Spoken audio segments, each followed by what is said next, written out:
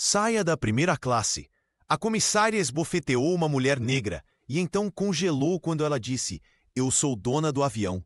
Antes de começarmos, não esqueça de se inscrever no canal e comentar de onde você está assistindo. O relógio digital do terminal marcava 15 horas e 52 minutos quando Maria Oliveira atravessou o corredor de embarque, vestindo jeans surrados e tênis velhos que contrastavam com o ambiente sofisticado. Ela caminhava com a discreta confiança de quem conhecia seu lugar no mundo, mesmo quando outros não o reconheciam. O voo 447 para Nova York estava prestes a decolar, e a primeira classe já acomodava executivos de ternos impecáveis e turistas abastados. Ao pisar no carpete azul marinho da cabine premium, Maria sentiu o peso dos olhares. A comissária Ana Costa, que sorria amplamente para os passageiros anteriores, congelou seu sorriso ao ver a mulher negra adentrando aquele espaço de privilégio.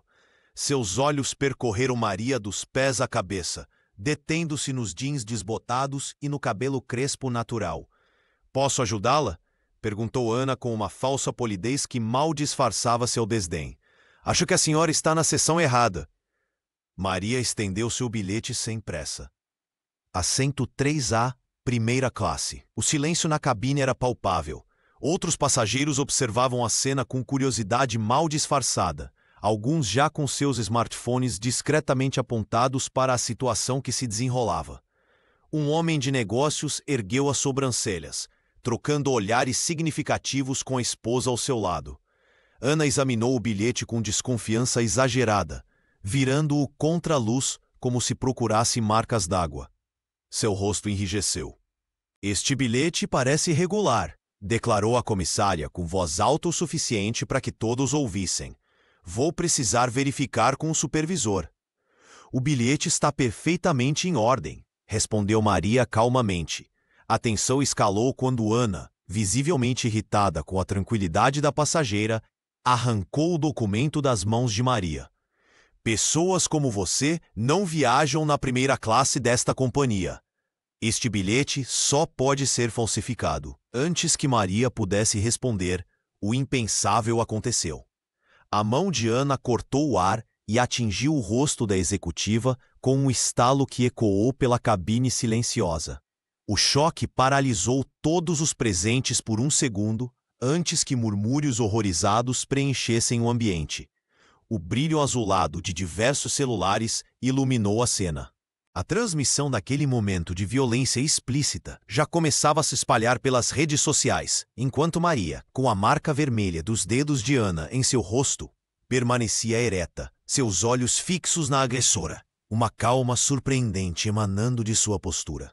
Ninguém ali poderia imaginar que aquele tapa não apenas ecoaria naquela cabine, mas reverberaria por todo o país nas próximas horas. Um silêncio cortante tomou conta da primeira classe após o tapa. Maria Oliveira ajustou calmamente o colarinho de sua camisa e, com a marca vermelha ainda latejando em seu rosto, encarou Ana Costa diretamente nos olhos. Sem elevar a voz, mas com uma firmeza que fez todos os passageiros congelarem, ela pronunciou: "Eu sou a presidente desta companhia aérea, e hoje vocês vão aprender o que é justiça." O rosto de Ana transformou-se instantaneamente. A cor abandonou suas faces enquanto a compreensão do que acabara de fazer penetrava em sua consciência. Seus lábios tremeram ao tentar formar palavras que não vinham. O bilhete que segurava em suas mãos, o mesmo que havia arrancado de Maria, agora parecia queimar entre seus dedos. "Impossível!" balbuciou finalmente, recuando um passo. "A senhora não pode ser." Os murmúrios começaram baixos, mas logo se transformaram em exclamações de espanto. Passageiros que segundos antes observavam com indiferença ou até aprovação, agora se remexiam desconfortavelmente em suas poltronas. Alguns já digitavam freneticamente em seus dispositivos, compartilhando o que acabavam de testemunhar. "Por favor, apresente seu crachá funcional imediatamente", exigiu Maria, estendendo a mão. Sua postura não demonstrava raiva, mas uma determinação inabalável. Foi nesse momento que o capitão Paulo Martins surgiu no corredor. Alto, Com o uniforme impecável e a postura típica de quem raramente tinha sua autoridade questionada, ele avançou com passos decididos. "O que está acontecendo aqui?" perguntou em tom autoritário, olhando de Ana para Maria com evidente irritação. "Senhora, por favor, retorne ao seu assento. Qualquer problema deve ser tratado com nossa equipe, não criando tumulto." Maria virou-se calmamente para o piloto. "Capitão Martins, correto? Acredito que não nos conhecemos pessoalmente ainda. Sou Maria Oliveira, presidente executiva desta companhia." Paulo hesitou por um instante, mas logo recuperou a compostura. Com um sorriso condescendente respondeu: "Com todo respeito, senhora, mas dentro desta aeronave quem comanda sou eu. Se há alguma reclamação, pode registrá-la ao desembarcarmos." Um passageiro idoso levantou-se, apontando para seu celular. "É ela mesmo. Acabei de confirmar no site da empresa." O sorriso de Paulo desapareceu. Ana, ainda paralisada, deixou o bilhete escorregar de suas mãos. Maria o recolheu do chão com tranquilidade.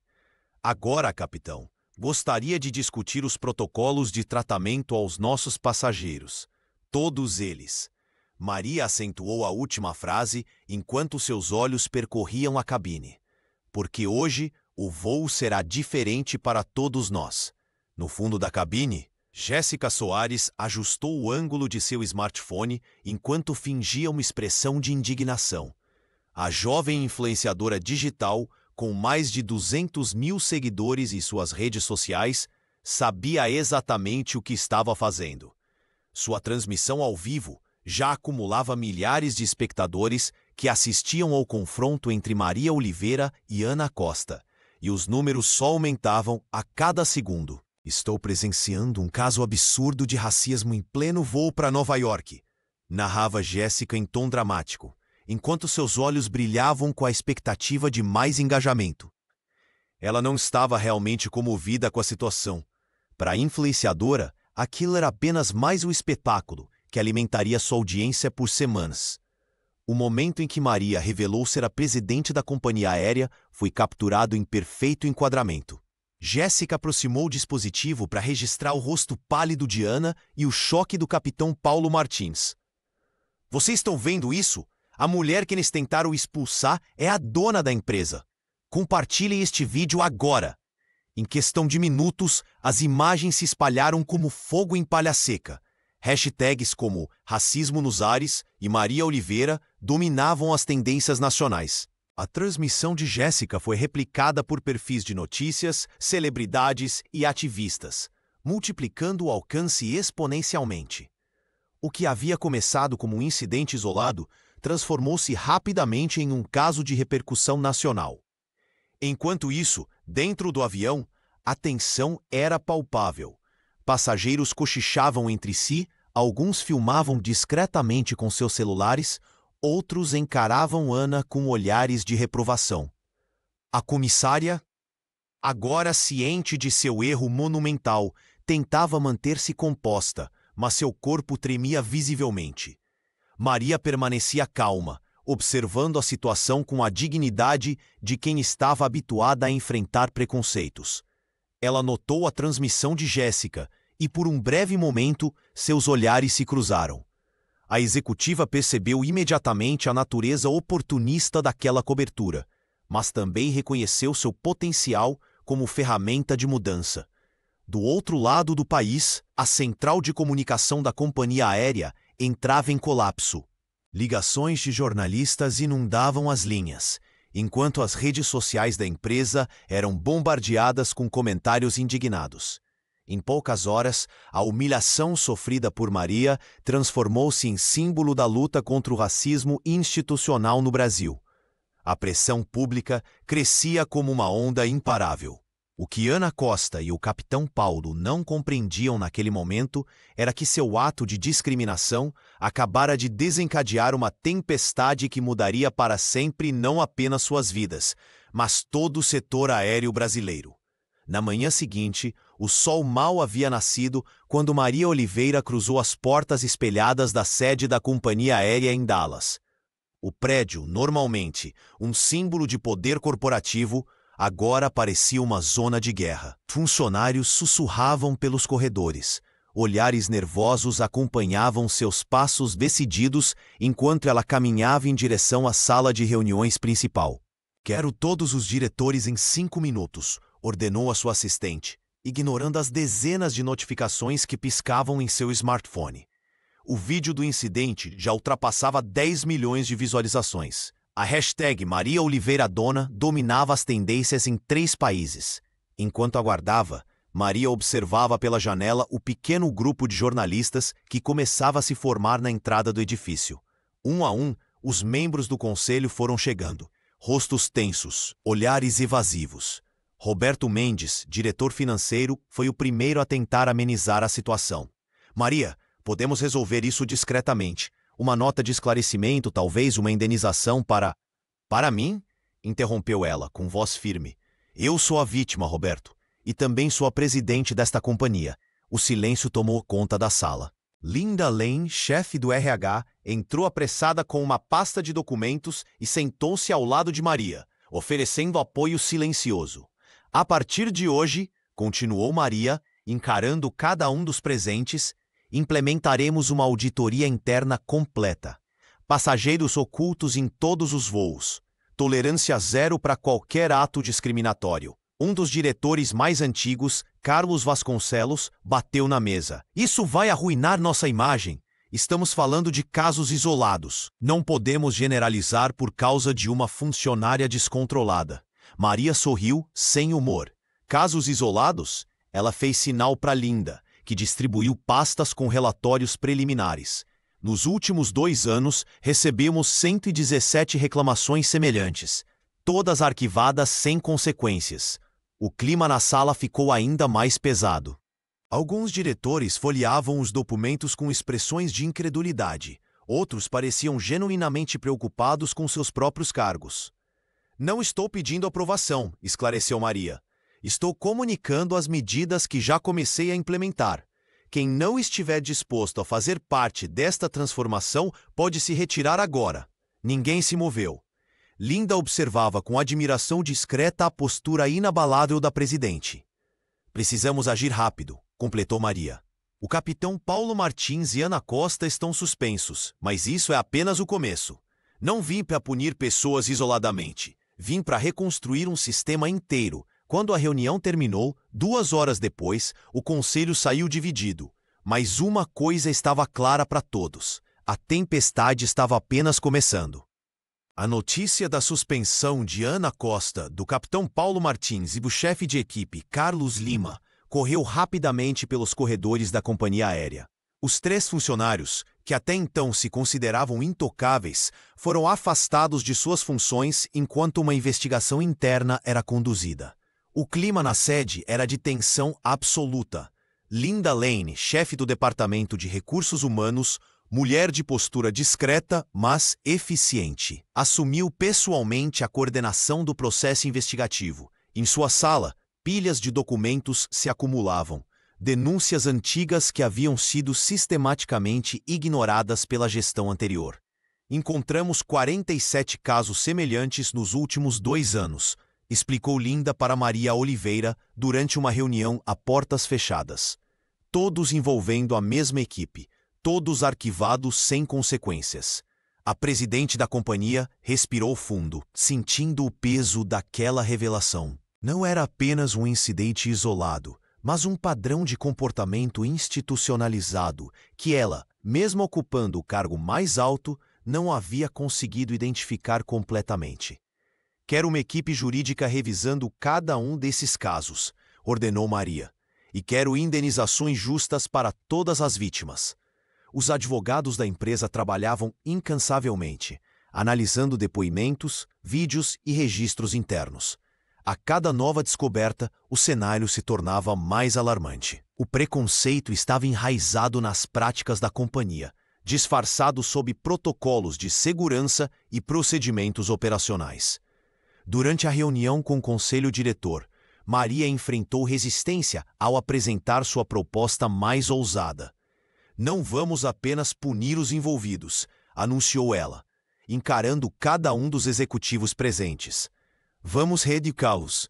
Todos passarão por um programa intensivo de conscientização sobre diversidade e inclusão. Um dos diretores mais antigos bateu na mesa. Isso é loucura. Já suspendemos os funcionários. Já mostramos que tomamos providências. Agora vamos gastar dinheiro para reeducar quem nos prejudicou? Não estamos apenas lidando com indivíduos, rebateu a presidente. Estamos enfrentando um sistema que nós mesmos construímos e permitimos florescer. As ameaças não tardaram a chegar. Investidores importantes sinalizaram possíveis retiradas de capital, alegando preocupação com a exposição desnecessária da marca. Outros questionavam se Maria não estava usando o incidente para promover uma agenda pessoal. Mesmo diante da pressão, ela se manteve firme. Aquela não era apenas uma crise de imagem a ser gerenciada. Era uma oportunidade de transformação profunda que poderia redefinir não apenas sua empresa, mas todo o setor aéreo brasileiro. Se perdermos investidores por fazer o certo, disse Maria ao encerrar a reunião, então talvez precisemos de novos investidores. O celular de Jéssica Soares não parava de vibrar. A jovem influenciadora digital que horas antes celebrava o aumento exponencial de seguidores após transmitir ao vivo o incidente no avião, agora encarava uma avalanche de mensagens de ódio. Seus antigos posts preconceituosos haviam sido desenterrados por internautas furiosos que questionavam sua indignação seletiva durante a transmissão. Hipócrita, oportunista, cancelada. As palavras se multiplicavam em sua tela enquanto marcas parceiras começavam a retirar patrocínios. Com os olhos marejados, Jéssica percebeu que sua carreira digital, construída ao longo de 3 anos, desmoronava em questão de horas. Desesperada, ela fez algo impensável. Conseguiu o contato de Maria Oliveira e solicitou um encontro. Para sua surpresa, a presidente da companhia aérea concordou em recebê-la no mesmo dia, em seu escritório em São Paulo. O ambiente corporativo intimidava Jéssica. Sentada na antessala, ela ensaiava mentalmente desculpas e justificativas. Mas quando finalmente entrou na sala de Maria, as palavras ensaiadas evaporaram. A executiva a recebeu com um olhar firme, porém sereno. Eu vi seus posts antigos, disse Maria, sem rodeios. E também vi como você transmitiu o que aconteceu comigo como se fosse apenas mais um conteúdo para engajamento. Jéssica baixou os olhos, sentindo o peso da vergonha. Eu não sei o que dizer, estou perdendo tudo. Perder seguidores não é perder tudo, respondeu a CEO, com voz calma. Talvez seja uma oportunidade para encontrar sua verdadeira voz. Em vez de julgamentos, Maria ofereceu algo inesperado, um caminho. Propôs que Jéssica usasse sua plataforma digital para documentar sua própria jornada de aprendizado sobre questões raciais e sociais, não como especialista, mas como alguém disposta a crescer publicamente. Transformação real exige vulnerabilidade, explicou Maria. Seus seguidores não precisam de perfeição, mas de autenticidade. A influenciadora saiu daquele escritório com um propósito renovado. Nos dias seguintes, publicou um vídeo sincero, assumindo seus erros passados e comprometendo-se a usar seu alcance digital para amplificar vozes minoritárias. A reação inicial foi dura. Muitos a acusaram de oportunismo. Mas Jéssica persistiu, convidando ativistas para conversas em sua plataforma e documentando seu próprio processo de desconstrução de preconceitos. Maria acompanhava discretamente esse processo. Para ela, Jéssica representava algo maior, a possibilidade de que mesmo aqueles que contribuem para o problema possam se tornar parte da solução. A executiva sabia que a verdadeira mudança não viria apenas de punições, mas da transformação genuína de pessoas comuns em agentes de uma nova consciência social. O solo de Nova York não trouxe tranquilidade para Maria Oliveira. Dezenas de jornalistas cercavam o hotel onde ela se hospedara, todos ansiosos por uma declaração exclusiva sobre o incidente que agora dominava as manchetes nacionais. Grandes emissoras ofereciam quantias impressionantes por uma entrevista, mas a presidente da companhia aérea tinha outros planos. Em vez de alimentar o ciclo de escândalos, Maria convocou uma coletiva onde anunciou algo inesperado. Uma série documental intitulada Vozes dos Céus, que daria protagonismo a passageiros comuns que enfrentaram discriminação em voos comerciais. Não quero falar por ninguém. Quero que as próprias vítimas contem suas histórias, declarou ela, enquanto câmeras registravam cada palavra. A executiva designou Linda Lane para liderar o projeto. A chefe de RH, antes discreta nos corredores corporativos, agora assumia a posição de destaque, coordenando equipes para coletar depoimentos em todo o Brasil. Não estamos buscando vilões, mas soluções, explicava Linda em reuniões com a equipe de produção. O impacto foi imediato. Enquanto o capitão Paulo Martins e seus aliados esperavam que Maria usasse sua plataforma para atacar a tripulação, ela transformou a narrativa completamente. A série começou a ser gravada nos principais aeroportos brasileiros, com relatos que iam desde olhares de desconfiança até humilhações explícitas. Jéssica Soares, ainda abalada pela repercussão de sua transmissão ao vivo, foi convidada para participar como entrevistadora. A influenciadora, que antes buscava apenas audiência, agora ouvia com genuíno interesse as experiências compartilhadas. Nunca imaginei que um simples voo pudesse carregar tanto significado para tantas pessoas, confessou ela após gravar o terceiro episódio. A imprensa, inicialmente frustrada pela recusa das entrevistas exclusivas, mudou o tom da cobertura. Analistas de comunicação elogiavam a estratégia de Maria, destacando como ela transformou um momento de crise pessoal em oportunidade de mudança coletiva. Ela poderia ter sido apenas uma vítima, mas escolheu ser uma catalisadora, observou um comentarista de televisão. Em Dallas, o conselho da companhia aérea observava com surpresa os primeiros resultados. O que poderia ter sido um desastre de relações públicas estava se convertendo em um movimento de transformação setorial. Outras empresas começaram a contatar a sede, interessadas em implementar protocolos semelhantes. Maria sabia que o caminho seria longo. Enquanto assistia ao primeiro corte do documentário em seu quarto de hotel, ela refletia sobre como um momento de humilhação estava se transformando na maior oportunidade de sua carreira, não apenas para liderar uma empresa, mas para redefinir uma indústria inteira. Maria Oliveira sentou-se em sua sala na sede corporativa, encarando a pilha de relatórios que crescia sobre sua mesa. A auditoria interna havia revelado 47 casos anteriores de discriminação envolvendo a mesma equipe de Ana Costa e Paulo Martins. Não eram incidentes isolados, mas um padrão sistemático que havia sido ignorado por anos. A cada depoimento que lia, a presidente sentia um aperto no peito. Histórias de humilhação, de pessoas forçadas a trocar de assento, de bagagens aleatoriamente revistadas, de olhares de desprezo. Todos com o mesmo perfil. Pessoas negras, indígenas ou de aparência humilde que ousavam ocupar espaços de primeira classe. Como permitimos que isso acontecesse por tanto tempo? Perguntou ela a Linda Lane, que organizava os documentos. O sistema foi projetado para silenciar Maria, respondeu a chefe do RH, ajustando os óculos. E as vítimas tinham medo de perder seus voos ou enfrentar mais constrangimentos se reclamassem. Em uma reunião extraordinária transmitida para todos os funcionários da companhia, Maria anunciou a criação de um fundo de 50 milhões de reais para promover diversidade e equidade no setor aéreo brasileiro. O valor seria usado para treinamento, contratação diversificada e apoio a vítimas de discriminação.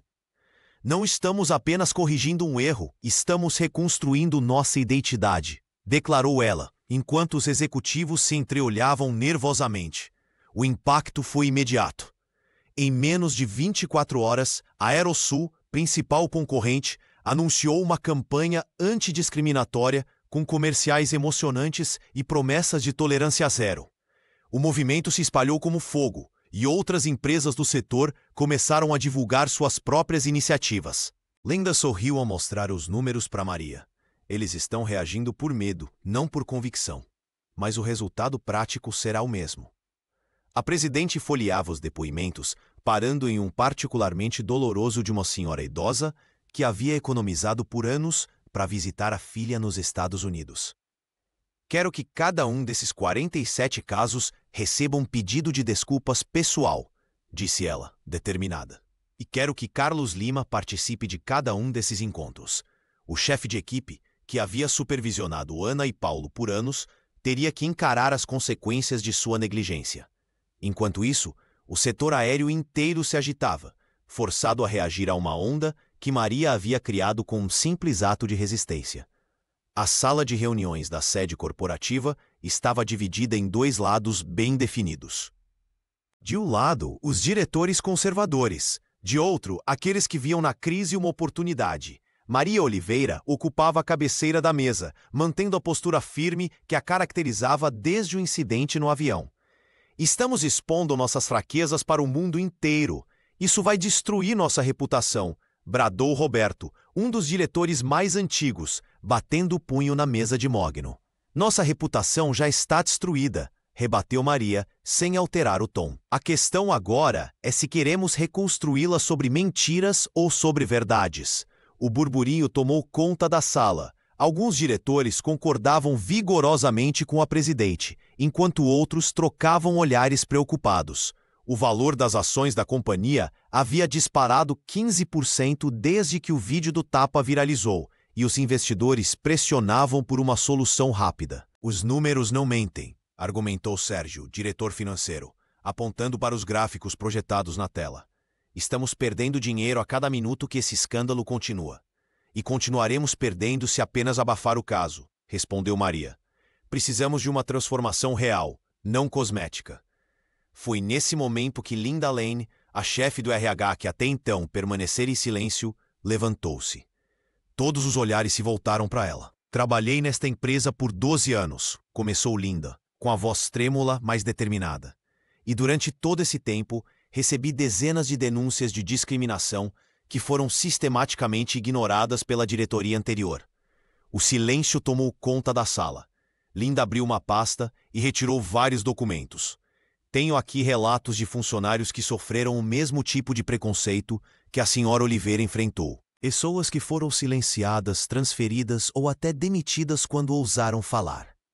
Maria observava Linda com um misto de surpresa e admiração. A executiva de RH, sempre tão discreta, mostrava agora uma coragem que inspirava todos ao redor. Propõe um programa completo de transformação cultural, continuou Linda, distribuindo cópias de um projeto que havia preparado durante a noite, começando por canais anônimos de denúncia, treinamentos obrigatórios e, principalmente, uma revisão completa dos nossos processos de contratação e promoção. Aos poucos, o clima na sala mudou. Mesmo os diretores mais resistentes começaram a ver que não havia caminho de volta, apenas para a frente. Maria sorriu discretamente, percebendo que acabara de ganhar não apenas uma aliada, mas um verdadeiro braço direito na missão de transformar a companhia. Vamos reconstruir esta empresa, declarou a presidente. Não apesar da crise, mas através dela. Na sala de reuniões da sede corporativa, o clima era de tensão palpável.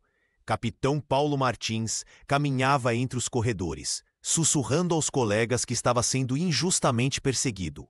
Com gestos amplos e voz controlada, tentava convencer outros pilotos e comissários de que Maria estava usando o incidente para promover sua imagem pessoal. Ela está transformando um mal-entendido em caça às bruxas, argumentava o piloto, ajustando nervosamente a gravata. 20 anos de carreira impecável não podem ser apagados por um único momento. Enquanto isso, no 10º andar, Maria Oliveira organizava meticulosamente uma pasta de documentos. Linda observava a chefe com admiração silenciosa, impressionada com sua serenidade diante da tempestade que se formava. Eles acham que isso começou com o tapa, comentou Maria, sem desviar os olhos dos papéis. Mas estamos documentando esses comportamentos há muito mais tempo. Quando o conselho se reuniu naquela tarde, os olhares hostis direcionados à presidente eram quase tangíveis. Paulo estava sentado ao lado de 2 diretores seniores, seu semblante confiante de quem acreditava ter aliados poderosos. Ana Costa não havia sido convocada, mas sua ausência pairava como uma sombra sobre todos os presentes. Maria levantou-se calmamente, ajustou o blazer e, sem rodeios, projetou na tela principal uma série de gráficos e relatórios. Nos últimos 3 anos implementei um programa sigiloso de auditoria comportamental em nossa companhia, anunciou ela, observando o choque se espalhar pelo rosto de cada membro do conselho. Passageiros treinados, de diferentes etnias, classes sociais e aparências, testaram nossos procedimentos e registraram cada interação. Os dados eram devastadores.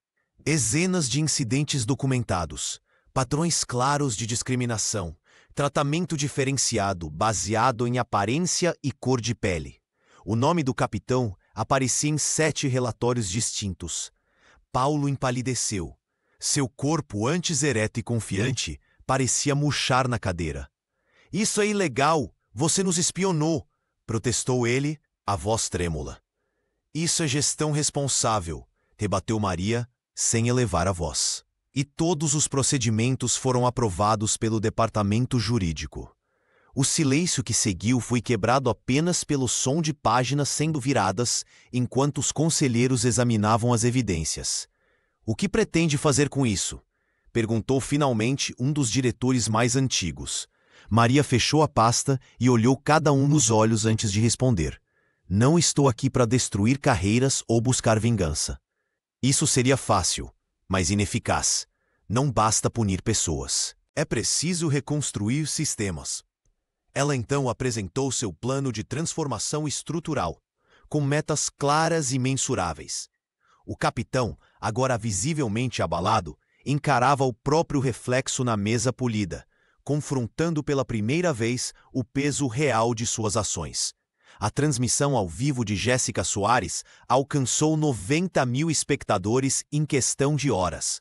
O vídeo, que mostrava o tapa e a revelação de Maria Oliveira como proprietária da companhia aérea, tornou-se o assunto mais comentado nas redes sociais brasileiras. Comentários indignados inundavam a sessão de chat, enquanto a jovem influenciadora, visivelmente impactada pela proporção que o caso tomava, tentava processar o que havia testemunhado. A Agência Nacional de Aviação Civil convocou uma reunião emergencial.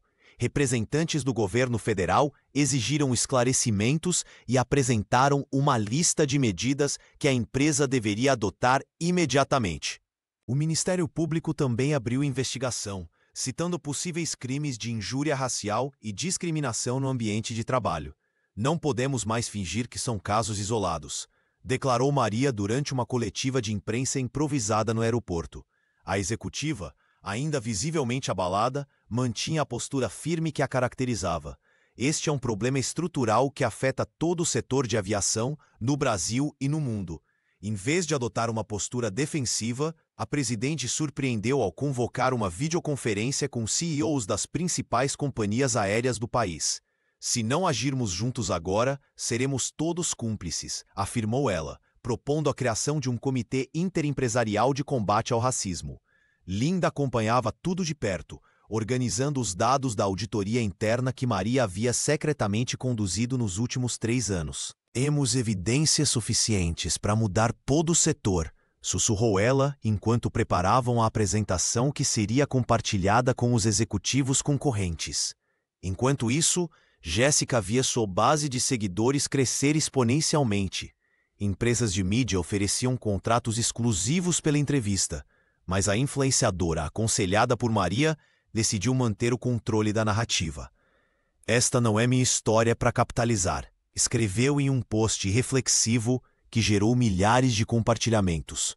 O capitão Paulo Martins e Ana Costa permaneciam afastados, enquanto Carlos Lima enfrentava questionamentos internos sobre sua liderança. Nos bastidores, executivos de outras companhias aéreas monitoravam nervosamente o desenrolar dos acontecimentos, temendo ser os próximos expostos. Em menos de uma semana, o termo racismo estrutural entrou definitivamente no vocabulário corporativo brasileiro.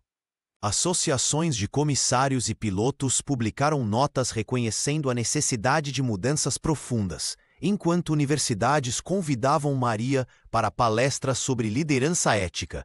O que começou com um tapa pode terminar com uma transformação completa do setor, declarou Maria em entrevista ao principal jornal do país. Não estou buscando vingança, estou buscando um legado de justiça. Maria Oliveira desligou o telefone e respirou fundo. Era a terceira ligação de acionistas naquela manhã, todos com o mesmo tom de ameaça velada. As ações da companhia haviam caído 7% desde o incidente, e a pressão para que ela recuasse em suas decisões aumentava a cada hora. Na tela do computador, comentários nas redes sociais dividiam opiniões. Enquanto muitos a exaltavam como símbolo de resistência, outros a acusavam de usar o incidente para autopromoção. Ela planejou tudo, dizia um comentário com milhares de curtidas. Uma presidente de companhia aérea não anda de jeans surrados por acaso.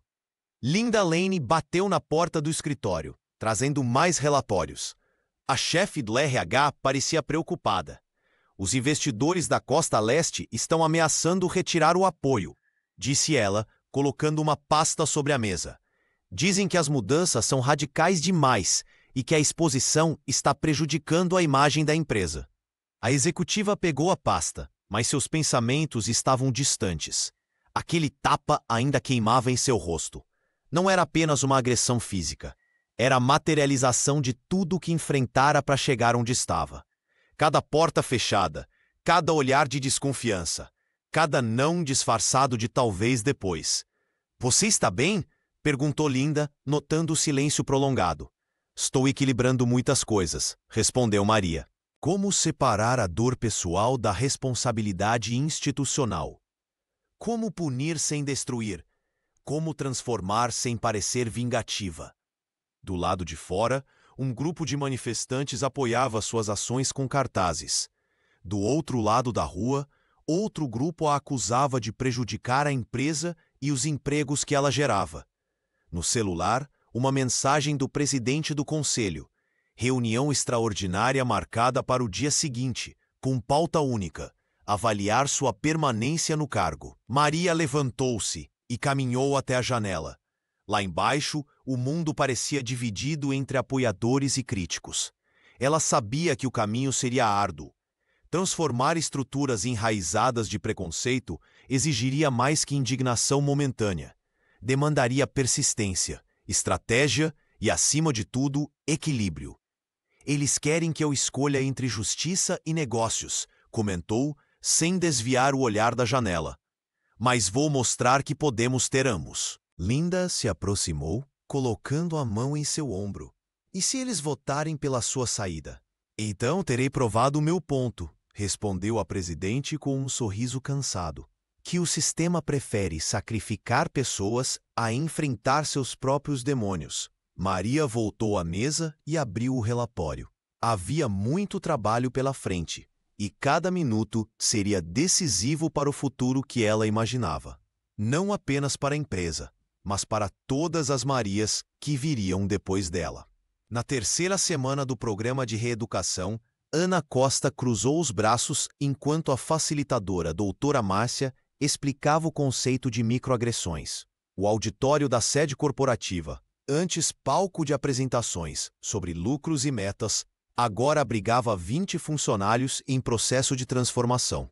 Paulo Martins, sentado 2 fileiras atrás, rabiscava distraidamente em seu caderno, tentando disfarçar o desconforto. Alguém aqui já foi julgado pela aparência antes mesmo de falar? Perguntou o especialista. Brenda, até então silenciosa, levantou a mão timidamente. Minha avó era negra. Cresci ouvindo que precisava alisar o cabelo para ser apresentável em ambientes corporativos. O silêncio que seguiu foi quebrado pelo som de Ana deixando escapar um suspiro pesado. A comissária olhou para baixo, reconhecendo nas palavras da colega ecos de frases que ela mesma já havia dito a subordinados. Eu nunca pensei que as palavras pudessem machucar tanto, admitiu Ana, sua voz quase inaudível. Paulo, que até então mantinha a postura defensiva, encontrou o olhar de Brenda. O piloto, acostumado a comandar situações, agora parecia perdido. Sempre achei que era apenas seguir regras, que a aparência era parte do protocolo. A chefe de RH havia transformado sua própria trajetória, passando de observadora silenciosa a mentora ativa no processo de mudança cultural. Após a sessão, reuniu um pequeno grupo no corredor. Coragem não é ausência de medo, disse Linda, olhando nos olhos de cada um. É reconhecer o medo e agir mesmo assim. 2 andares acima, Maria Oliveira recebia os primeiros relatórios do programa. A presidente da companhia estudava os depoimentos anônimos, buscando sinais de mudança genuína. Um trecho em particular chamou sua atenção. Nunca imaginei que meu silêncio pudesse ser tão alto. Na semana seguinte, Ana chegou mais cedo ao encontro. Trazia consigo um álbum de fotos de família. Quando a sessão começou, ela o abriu diante do grupo. Minha bisavó era empregada doméstica. Passei a vida tentando apagar essa origem, como se fosse vergonha. Hoje entendo que meu preconceito começou dentro de mim. Paulo, que antes questionava a necessidade do programa, agora tomava notas detalhadas. O capitão começava a perceber que sua autoridade no avião não lhe dava o direito de diminuir pessoas. Brenda, por sua vez, encontrava sua voz. A funcionária, que antes se escondia nos cantos, agora compartilhava suas experiências com uma confiança crescente. Linda sorriu discretamente. As sementes estavam plantadas. O medo ainda existia, mas já não impedia que a verdade viesse à tona. O avião, outrora cenário de humilhação, transformou-se em símbolo de transformação social. Maria Oliveira, determinada a converter o episódio traumático em oportunidade de mudança, implementou uma série de iniciativas que reverberaram por toda a companhia aérea. As paredes da sede corporativa em Dallas, antes frias e impessoais, agora exibiam murais coloridos com frases sobre respeito, diversidade e inclusão, lembrando a todos que o preconceito não tinha mais lugar naquele ambiente. Não queremos apenas reparar um erro, mas construir um novo padrão para o setor, explicou a presidente durante a inauguração do primeiro espaço de escuta ativa no saguão principal do aeroporto. Ali, passageiros podiam relatar experiências de discriminação em um ambiente acolhedor. A iniciativa, batizada de Vozes em Voo, rapidamente se espalhou para outras bases da companhia no Brasil. Linda Lane coordenava pessoalmente o treinamento das equipes, responsáveis por esses espaços. A chefe de RH, antes discreta, agora falava com firmeza sobre a importância de ouvir sem julgar. Cada história compartilhada é uma oportunidade de crescimento para todos nós, dizia ela aos funcionários, muitos dos quais ainda processavam a magnitude das mudanças em curso. Nas redes sociais, o caso ganhou dimensões inesperadas. A hashtag Justiça em Primeira Classe tornou-se a mais compartilhada do país por 3 dias consecutivos. Internautas debatiam não apenas o episódio específico, mas questões mais amplas sobre aparência, privilégio e poder. O termo efeito Oliveira surgiu para descrever situações em que pessoas em posição de poder eram subestimadas por sua aparência ou origem. Jéssica Soares, que havia transmitido o incidente ao vivo, agora produzia uma série de vídeos sobre preconceito velado. A influenciadora entrevistava passageiros de diferentes origens, documentando suas experiências. Nunca imaginei que minha transmissão geraria um movimento tão profundo, confessou em um de seus vídeos, que ultrapassou 2 milhões de visualizações. O capitão Paulo Martins, ainda resistente às mudanças, observava com desconfiança a transformação do ambiente. Ele evitava os novos espaços de diálogo, preferindo manter-se isolado. Dana Costa, por outro lado, surpreendeu a todos ao voluntariar-se para participar dos debates públicos, compartilhando seu processo de reconhecimento e aprendizado. O tapa que dei não foi apenas em Maria, mas em todos que já sofreram silenciosamente, admitiu a comissária durante um dos encontros, com lágrimas nos olhos. Enquanto isso, Carlos Lima, inicialmente relutante, começava a perceber que a verdadeira liderança não estava na autoridade imposta, mas na capacidade de reconhecer erros e promover mudanças genuínas. A transformação de Jéssica Soares era evidente para qualquer um que acompanhasse suas redes sociais. A influenciadora, que antes usava sua plataforma apenas para ganhar visualizações, agora dedicava horas diárias a projetos sociais em comunidades carentes. Suas transmissões ao vivo, que antes capturavam momentos de conflito para entretenimento, agora amplificavam histórias de pessoas que enfrentavam discriminação no dia a dia. Aprendi da maneira mais difícil que nossa voz tem poder, confessou Jéssica em uma de suas postagens mais compartilhadas. O que aconteceu naquele avião mudou minha perspectiva para sempre. Ela havia criado um programa semanal onde convidava pessoas comuns para relatarem experiências de preconceito, alcançando números impressionantes de audiência e engajamento genuíno. Maria Oliveira acompanhava essa mudança com satisfação. Para ela, a jovem representava a possibilidade de transformação que tanto defendia. No entanto, enquanto Jéssica florescia, a presidente da companhia aérea enfrentava resistência crescente nos corredores corporativos. Na sala de reuniões principal da sede brasileira, Maria encarava rostos tensos de investidores.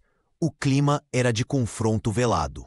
Homens internos impecáveis apresentavam gráficos mostrando possíveis perdas financeiras caso as reformas continuassem no ritmo atual. Precisamos ser realistas, argumentou um dos maiores acionistas, batendo na mesa de mogno. Essas mudanças estão assustando o mercado. Podemos implementá-las gradualmente, em 5 anos talvez. Maria permaneceu impassível, ajustando discretamente o bracelete que sempre usava em momentos decisivos. Quando finalmente falou, sua voz era calma, mas inabalável. Senhores, respeito suas preocupações, mas não estamos falando de estratégia de marketing, estamos falando de dignidade humana. Ela pausou, olhando cada um nos olhos. Se não mudar agora, nunca mudaremos. O silêncio que seguiu foi quebrado pelo diretor financeiro, que sugeriu um meio-termo. Maria, porém, manteve-se firme. Ela sabia que ceder significaria perder o momento histórico que o incidente havia criado. Ao final da reunião, 3 investidores menores anunciaram que retirariam seu capital. Outros permaneceram hesitantes. Um único acionista, mais jovem que os demais, levantou-se para apertar a mão de Maria. Minha filha me perguntou ontem o que eu estava fazendo para tornar o mundo melhor, disse ele. Graças a você, agora tenho uma resposta. Naquela noite, Maria recebeu uma mensagem de Jéssica. A influenciadora havia conseguido que 5 grandes empresas se comprometessem publicamente com os novos protocolos antidiscriminação. A luta continuava, em múltiplas frentes, transformando erros em oportunidades de crescimento e empatia. Maria Oliveira estava em seu escritório na sede corporativa, quando Linda Lane entrou apressada, carregando uma pasta vermelha. O relatório confidencial que a equipe de auditoria havia compilado finalmente estava pronto. E os resultados eram devastadores. Não é só nossa companhia, Maria. É todo o setor aéreo brasileiro, explicou Linda, apontando para gráficos e depoimentos anônimos que comprovavam práticas discriminatórias sistemáticas em todas as principais empresas do país. A presidente passou a noite analisando cada página, cada estatística, cada relato. Os números eram alarmantes. Passageiros negros tinham 3 vezes mais chances de serem abordados por questões de segurança. Funcionários de origem nordestina raramente chegavam a cargos de liderança, e mulheres em posição de autoridade enfrentavam resistência constante de subordinados homens. Na manhã seguinte, o Conselho Administrativo reuniu-se em caráter emergencial. Os rostos tensos dos executivos refletiam o medo das consequências. Se tornarmos isso público, nossas ações despencarão. Os investidores vão fugir, argumentou um dos diretores mais antigos, batendo na mesa. E se não fizermos nada, continuaremos sendo cúmplices, rebateu Maria, mantendo a firmeza no olhar. Não assumi este cargo para proteger Prive.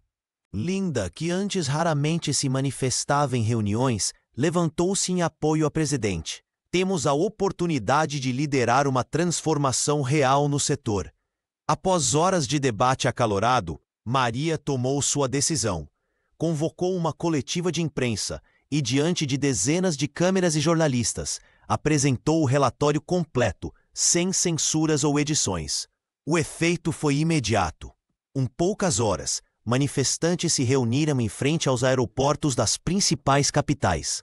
Nas redes sociais, a hashtag Vozes dos Ares se multiplicava, trazendo à tona centenas de relatos semelhantes ao de Maria. Jéssica Soares, agora usando sua influência de forma consciente, organizou uma transmissão ao vivo, com funcionários de diversas companhias aéreas que finalmente sentiam segurança para compartilhar suas experiências. O capitão Paulo tentou articular uma resposta corporativa entre os pilotos, mas foi surpreendido quando vários colegas se recusaram a defender práticas que agora eram expostas como discriminatórias. "Você pode perder tudo", alertou um dos advogados da empresa, visivelmente preocupado com os processos que poderiam surgir. Maria sorriu, serena. "Se perder meu cargo por fazer o certo, sairei com a consciência tranquila. Mas se me calar agora, perderei algo muito mais valioso." A coragem da presidente inspirou um movimento nacional por transparência. Pela primeira vez, o Brasil discutia abertamente o racismo estrutural nos espaços corporativos, e as vozes anti-silenciadas finalmente encontravam eco. 7 dias após o incidente que chocou o Brasil, Maria Oliveira subiu ao palco do Fórum Nacional de Aviação Civil com uma proposta ousada. Vestida com elegância discreta, a presidente da companhia aérea não estava ali para se defender, mas para desafiar. "O que aconteceu comigo não é exceção, é regra. E hoje convido cada um de vocês a transformar esta vergonha em mudança concreta", declarou Maria, olhando diretamente para os rostos desconfortáveis dos CEOs das maiores empresas aéreas do país. A executiva apresentou um documento detalhado, os Protocolos Oliveira, um conjunto de diretrizes antidiscriminação que incluía desde treinamentos obrigatórios até auditoria externa e canais de denúncia anônimos. 3 empresas aderiram no mesmo dia. Em 2 semanas, eram 7. Após 90 dias, todo o setor aéreo brasileiro havia implementado as medidas. "Não é caridade, é sobrevivência", explicou ela aos acionistas preocupados com custos. Os números provaram seu ponto. As primeiras companhias a adotarem os protocolos viram um aumento de 23% na satisfação dos clientes. Enquanto isso, o capitão Paulo Martins enfrentava seu próprio acerto de contas. Durante uma reunião transmitida internamente para todos os funcionários, o piloto tentou justificar suas ações, alegando procedimentos de segurança. "Procedimentos não justificam preconceito", interrompeu Linda Lane, agora diretora de Diversidade e Inclusão. "E autoridade não é escudo para discriminação." E conselho, pressionado pela opinião pública e pelos novos valores da empresa, desautorizou Paulo publicamente. O homem que comandava aeronaves com mão de ferro viu sua carreira despencar em tempo real. "Não se trata de humilhação, mas de responsabilização", esclareceu Maria em comunicado interno. "Todos merecem chance de aprender e mudar, inclusive quem ocupa posições de poder." O caso repercutiu além das fronteiras brasileiras. Companhias aéreas da América Latina começaram a adotar versões adaptadas dos protocolos. Universidades de administração incluíram o caso em seus currículos. Jéssica Soares, que acompanhava tudo de perto, produziu uma série de vídeos explicando as mudanças para seu público. "O que começou com um tapa está transformando toda uma indústria", comentou a influenciadora em uma transmissão que alcançou 500 mil de visualizações. Para Maria, no entanto, o momento mais significativo foi quando funcionários de diferentes níveis hierárquicos começaram a compartilhar suas próprias experiências. O silêncio havia sido quebrado, e o que antes era tolerado, agora era confrontado. "Não mudamos apenas regras", refletiu ela durante uma entrevista. "Estamos mudando a cultura do medo e do silêncio. E isso ninguém pode revogar." Brenda Souza não conseguia mais olhar para o próprio reflexo sem sentir o peso da vergonha. 3 semanas após o incidente com Maria Oliveira, a funcionária ainda revivia o momento em que permaneceu calada enquanto presenciava a agressão. Seu silêncio a transformara em cúmplice, mas o que ninguém esperava é que essa mesma culpa se converteria em algo transformador. Eu poderia ter feito algo, mas o medo me paralisou, confessou Brenda durante a primeira reunião do programa de reeducação. Suas palavras, carregadas de emoção, tocaram outros colegas que também se viam no limbo entre testemunhar e agir. Maria surpreendeu a todos quando, em vez de demitir Brenda, convidou-a para liderar uma das campanhas educativas da companhia. O preconceito só prospera quando as pessoas boas se calam, disse a presidente durante o anúncio oficial. A decisão gerou controvérsia, mas Maria manteve-se firme. Transformar é mais poderoso que punir. Nas semanas seguintes, Brenda viajou por diversas bases da empresa no Brasil, compartilhando sua experiência em workshops sobre coragem moral. Sua vulnerabilidade criou espaços seguros onde outros funcionários finalmente se sentiram à vontade para relatar situações semelhantes que haviam testemunhado ou vivido. Minha vergonha virou propósito, explicou ela para um grupo de comissários em treinamento. Cada vez que conto minha história, sinto que estou resgatando um pouco da dignidade que perdi naquele dia. Enquanto isso, Linda Lane emergia como uma força silenciosa, porém poderosa. A chefe do RH, que por anos havia engolido suas próprias experiências de discriminação para preservar sua posição, agora liderava as novas iniciativas de diversidade com uma confiança renovada. Durante muito tempo acreditei que meu silêncio era profissionalismo, confessou Linda, durante um painel com executivos do setor aéreo em São Paulo. Hoje entendo que era medo disfarçado. Sob sua orientação, a empresa implementou um sistema anônimo de denúncias que rapidamente identificou padrões problemáticos em diversas filiais. Linda trabalhava incansavelmente, transformando dados em ações concretas, protocolos em práticas diárias. O impacto mais visível veio quando Linda e Brenda uniram forças para criar o programa Vozes, que incentivava funcionários a compartilhar suas experiências através de vídeos curtos exibidos durante os voos. Os depoimentos emocionantes humanizavam questões que antes pareciam distantes ou abstratas para muitos passageiros. Às vezes a transformação começa com uma única voz, dizia Linda nas reuniões de equipe. E essa voz nem sempre vem de quem tem poder. Muitas vezes vem justamente de quem teve medo de falar. 6 meses depois do incidente, a sede da companhia aérea não parecia mais a mesma. Onde antes reinavam corredores silenciosos e portas fechadas, agora existiam espaços abertos de convivência. Maria Oliveira caminhava entre os funcionários, não mais como uma figura distante, mas como alguém acessível, que parava para ouvir ideias e preocupações. Os uniformes haviam sido redesenhados com a participação dos próprios funcionários, respeitando diversidade cultural, religiosa e de gênero. A presidente implementou um sistema onde as promoções não dependiam mais de aparência ou networking, mas de competência comprovada através de avaliações anônimas. Antes, eu precisava alisar meu cabelo para ser aceita nas reuniões, comentou uma gerente durante um dos círculos de diálogo semanal. Hoje, sou respeitada pelo meu trabalho, não pelo meu visual. A hierarquia rígida, que caracterizava o ambiente corporativo, foi substituída por uma estrutura mais horizontal. Capitães, comissários e equipe de terra participavam juntos de workshops de escuta ativa. Linda, agora diretora de diversidade e inclusão, coordenava esses encontros com a mesma determinação que antes usava para se esconder.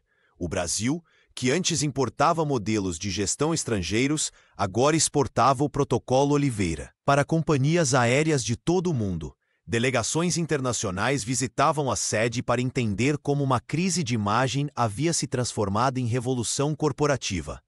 O tapa que acordou o setor aéreo virou título de estudo de caso em universidades de administração e direito. A história de Maria foi incluída em livros didáticos e inspirou uma série documental produzida por Jéssica Soares, que agora usava sua influência digital para amplificar vozes minoritárias. Empresas de outros setores começaram a adotar práticas semelhantes.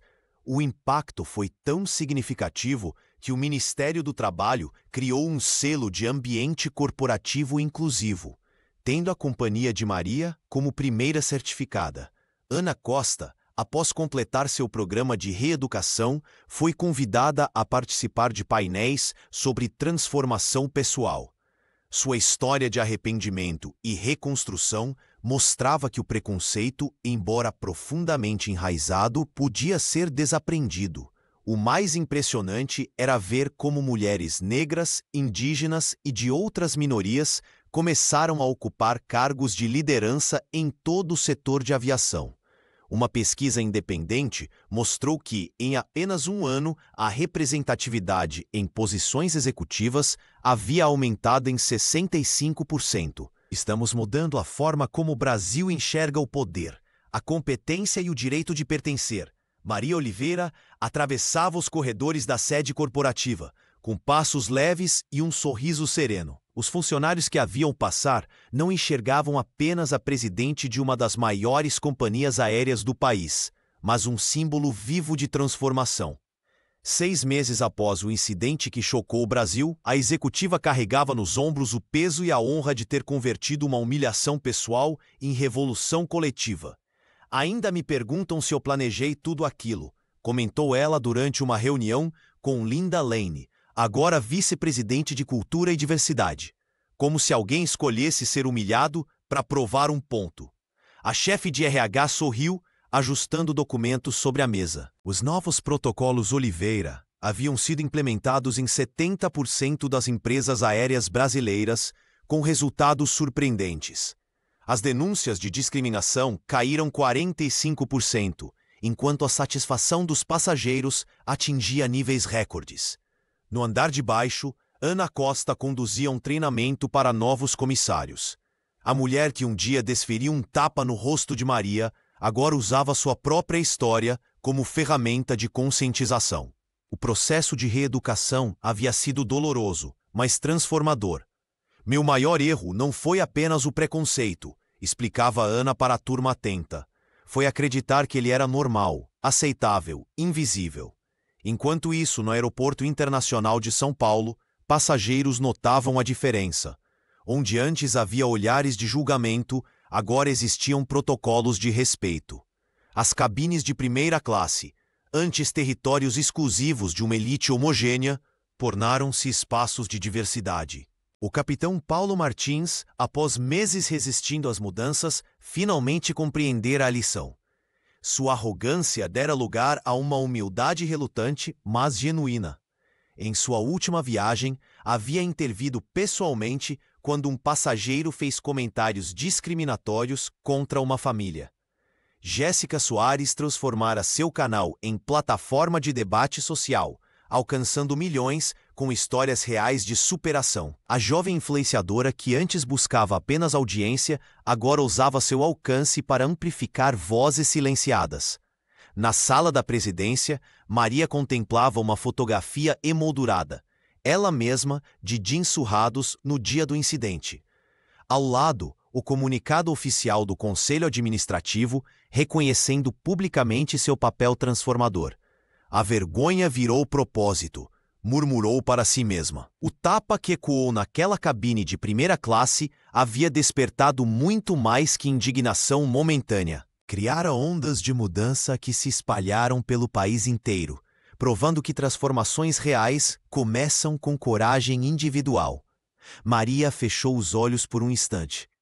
Onde havia preconceito, agora florescia justiça. E onde reinava o silêncio cúmplice, agora ecoavam vozes de uma revolução silenciosa, mas irreversível.